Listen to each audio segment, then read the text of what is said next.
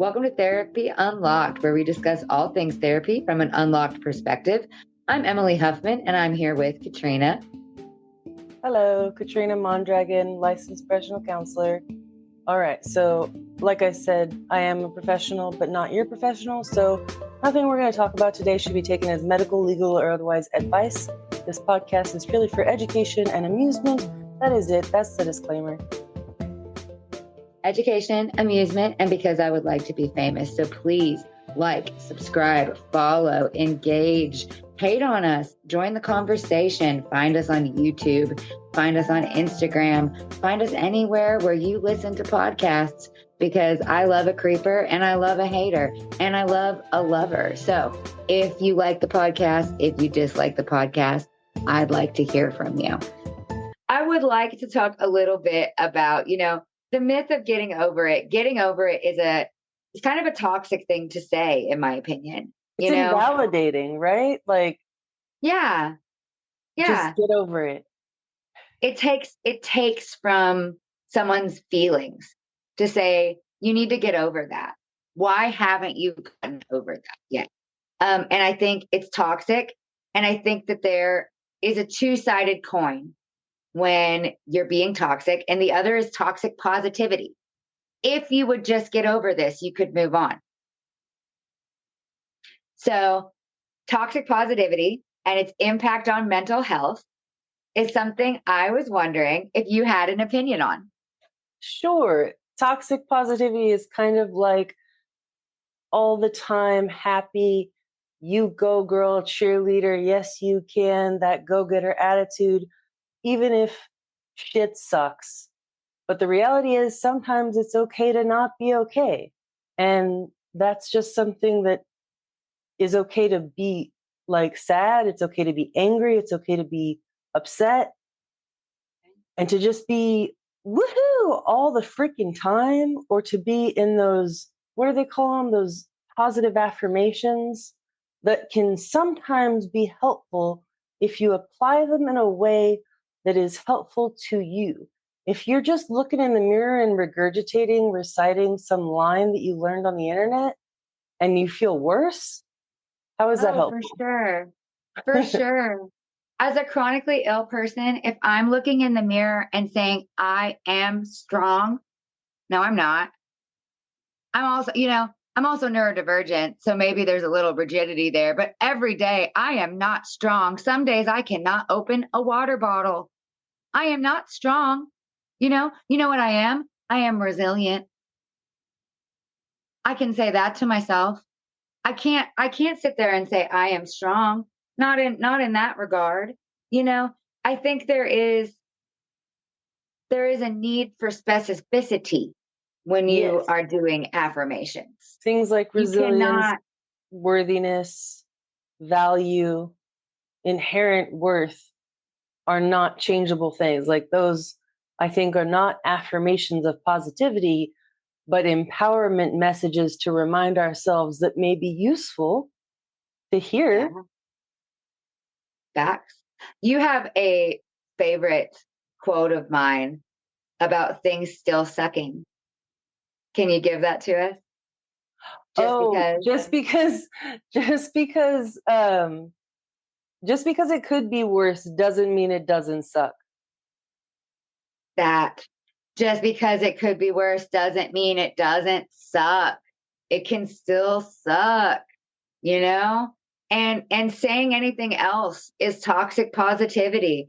As a parent, I will say, I really, really hate it. I hate it. I'm a veteran parent. I have a bunch of children. I hate it when new parents are complaining and I hear, usually it's someone older, chime in and say, you're going to miss this. Or just wait, because someday they won't even want to talk to you anymore. Or the parent of a teen will chime in to someone with a toddler and they will say, just wait. Someday you'll miss that they woke you up at night because they won't be coming home at night. And I usually, I might even just tell them to shut up because it still sucks. Okay. Toddler parents, young child parents, don't worry. I believe you. You are valid. It is valid. Do not invalidate those poor parents' feelings. They are tired. They did get spit up on. It is okay. Yes, teenage parents. I have teenagers as well. It sucks for you too. It does. But it's a different kind of suck, guys. I have an You can't, alternative. An alternative to STFU is just that's not helpful. yeah, that's not helpful. It is not.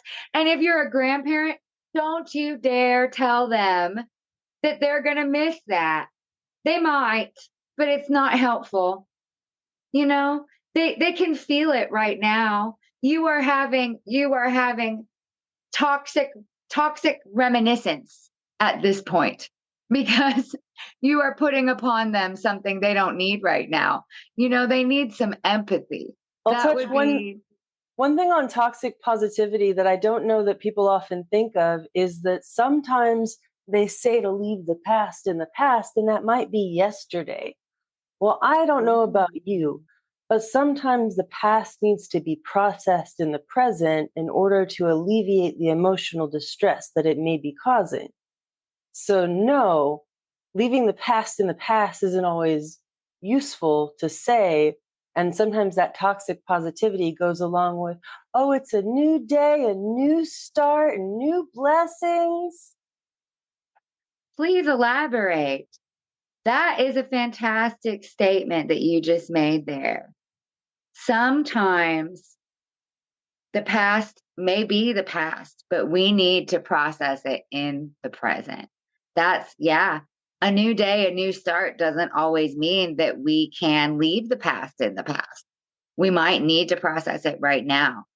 That's really good. That's a really good example of what toxic positivity can be.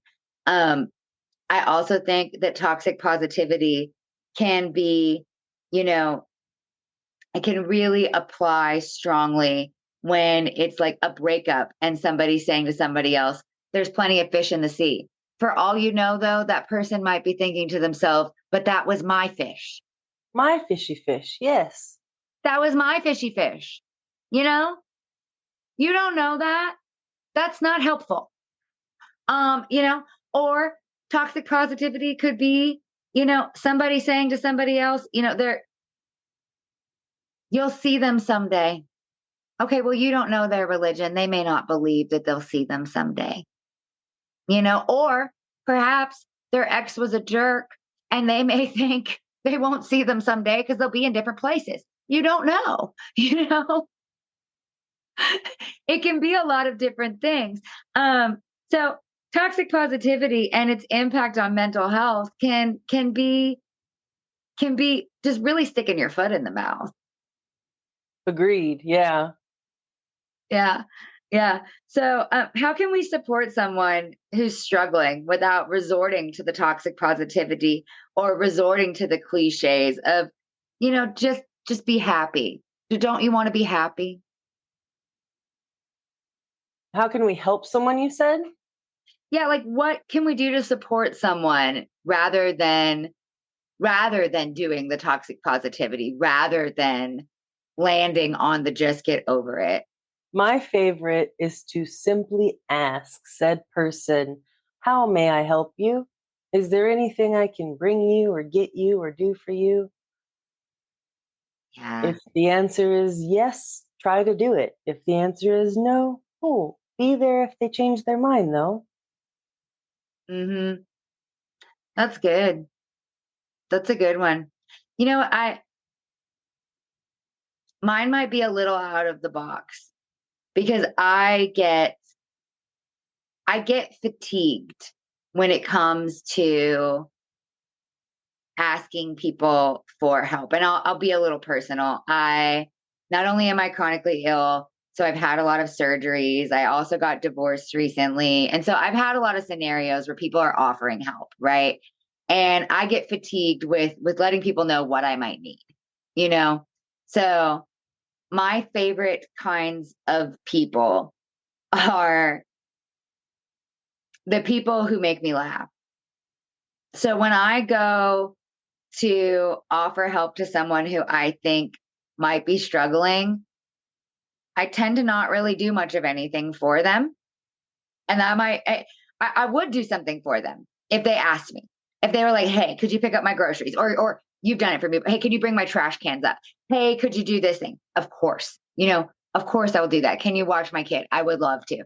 But generally, if I can think of somebody who might be struggling and they're a loved one or they're a friend, I'm probably going to crack a joke. I'm going to try to make them laugh. I'm going to try to relate to them on a level that I think I can make them laugh. Like, that would be my go-to for how I think that maybe I can help. And I'm not going to lie, sometimes it fails. I don't know if you've ever seen How I Met Your Mother. It's kind of like the Naked Man. It might work It 3 out of works 4 2 times. out of 3 times. Yeah. Yeah. 2 out of 3 times, it's going to work. 2 out of 3 times, I make that person laugh and they're like, thank you so much, Emily. You really made me feel better in a hard time. And that third time, they're like, what were you thinking? I am in a terrible situation and I don't want this right now. And then I have to apologize and say, is there anything else I can do for you? But that's my go-to. But I do love the idea of, just ask, how can we help?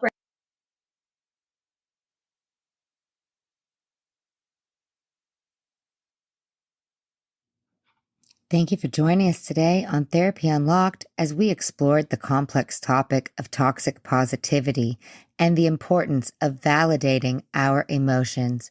Remember, it's okay to feel everything you feel. Join us next time for an enlightening discussion on why can't I let go.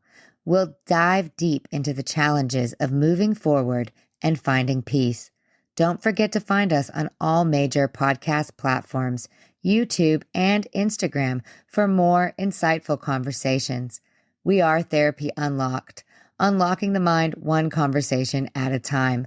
Until next time, take care of yourselves and keep those conversations going.